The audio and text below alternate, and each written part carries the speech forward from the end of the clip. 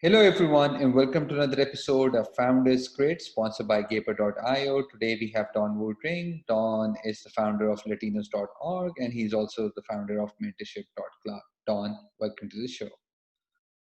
Thank you. So, give us a brief on what you're doing at Latinos.org, followed by what you're currently doing at mentorship.club, and then we'll ask the motivations for. If you can also mention that in the same thing, that would be awesome. Sure, I'll just give you a quick background about myself and how I got started in the business. I'm really the luckiest guy in the world.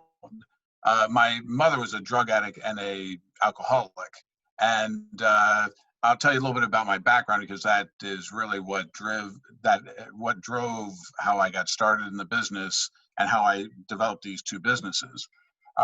My mother took us to Watts, California, or Compton, which is what younger people are more familiar with. And that's where we lived for a period of time. And then I grew up in central Pennsylvania because my father came out and took us back from Watts to central PA, which is where we grew up.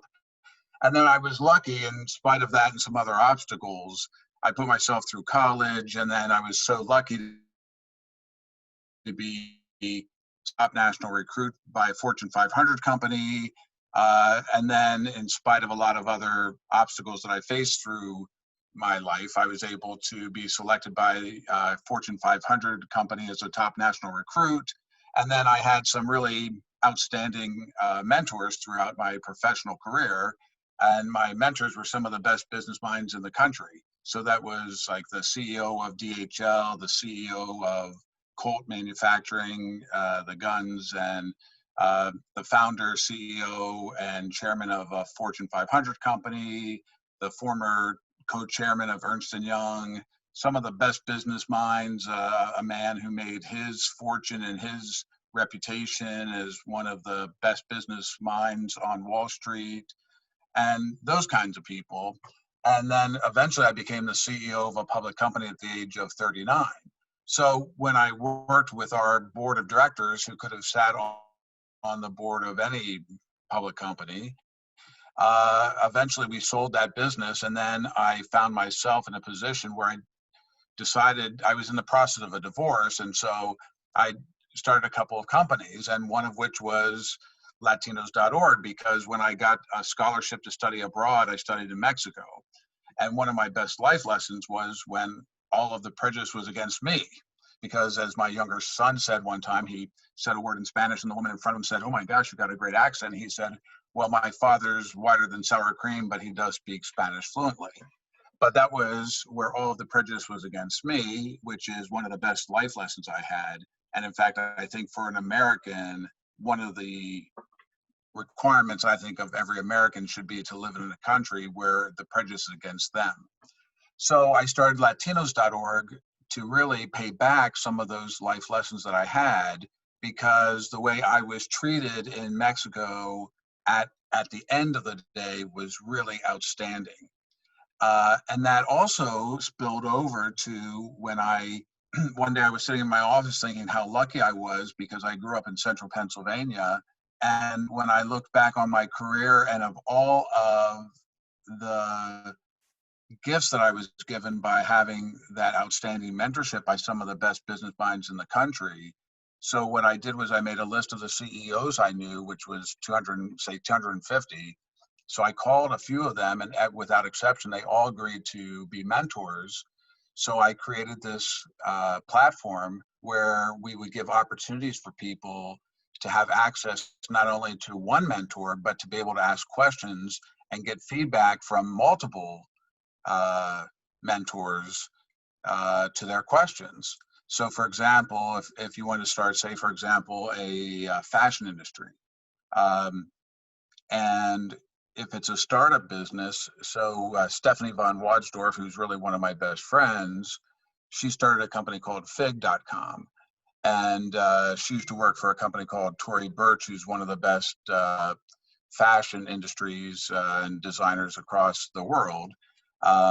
And Stephanie's been written up in Wall Street Journal and all of those kinds of industries. So you would get fashion advice or the fashion industry advice from Stephanie. And then Catherine Petrelia, who started a company called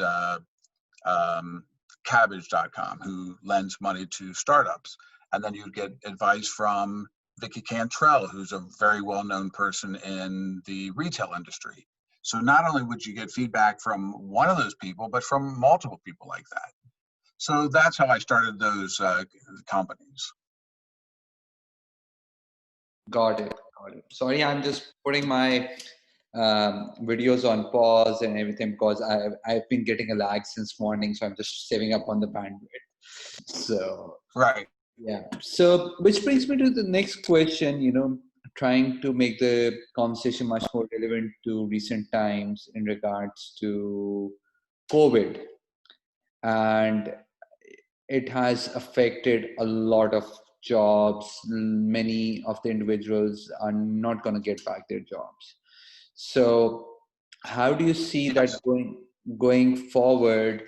The world, the skill need changes are going to happen, and what Correct. role do you think latinos.org and mentorship.club is going to play in that?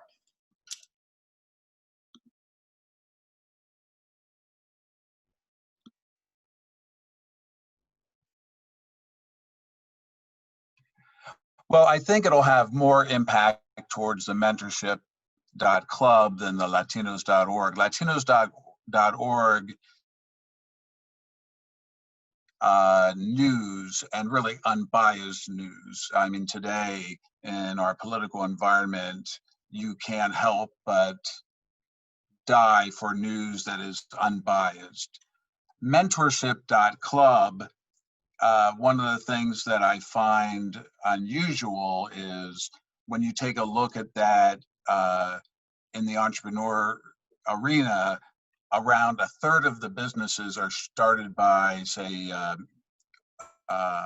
millennials, but about a third of the businesses are started by baby boomers, which makes sense because unfortunately today, particularly in the United States, once you hit, say, 45 to 50 years old, companies just want to get rid of you. So a lot of companies are started by that demographic that are in the 45 to 50 years plus age range. So people are looking for advice from people that have some of that experience. So one of the areas we really focus on is diversity and virtuality. So our mentors are from around the world, and they also represent some of the 100 best. We've got one of the 100 most powerful women according to Forbes magazine, one of the 100 most powerful women in Mexico, one of the 100 best CIOs in the country. And so you can tap into that level of expertise. So whether it's career advice or starting your own businesses, which 10 years ago, I thought that was going to be one of a big booming areas, which it is today. So I think when you take a look at why we're seeing this increase of businesses starting, that's the way to really control your own destiny. And I think that's indeed what's happening. And I think that's exacerbated by, and one of the things that COVID has had is a huge impact on remote businesses. And so I think it's why our business is growing so tremendously. And I think in addition to that, one of the things we're really focused on is giving out scholarships. So even though we ourselves are a startup, in our first year, we've already given out over $50,000 worth of scholarships. That's really amazing. So, which brings me to my last question, primarily in regards to our Gaper. We're very big advocates of remote work, right? Right.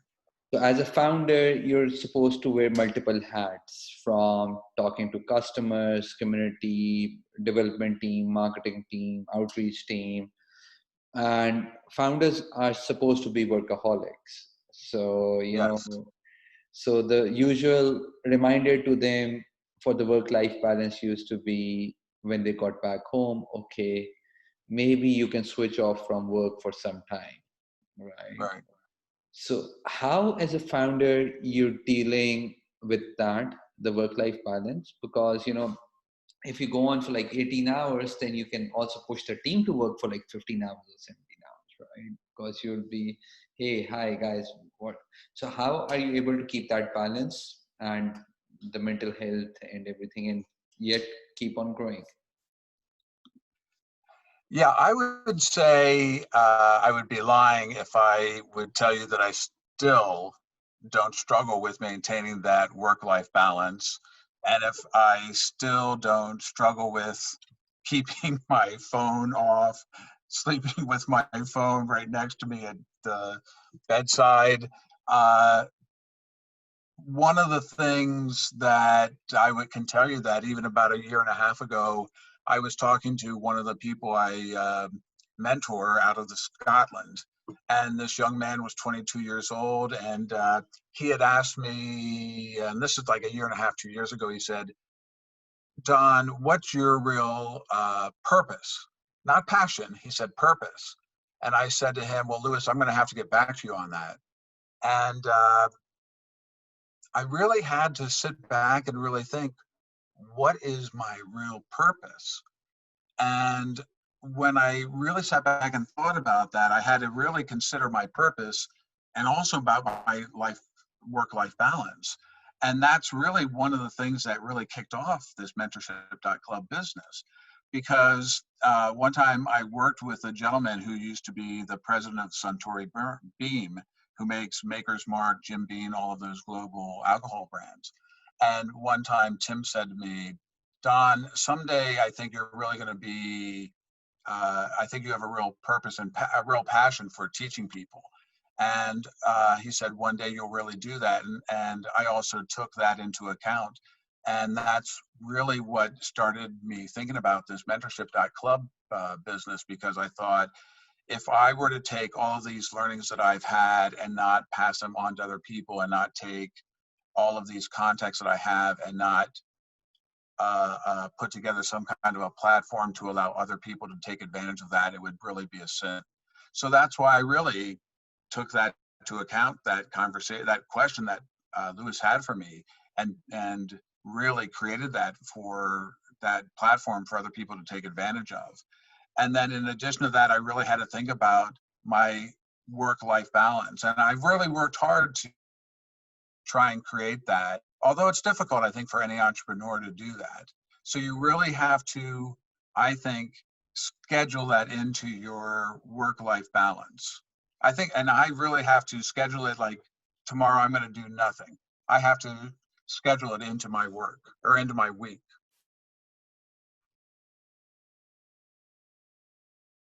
Don, thank you so much for being on the show. I'm pretty sure we could have talked for another 30 minutes, but my marketing team has come up with this new idea where we keep the podcast within 12 to 15 minutes.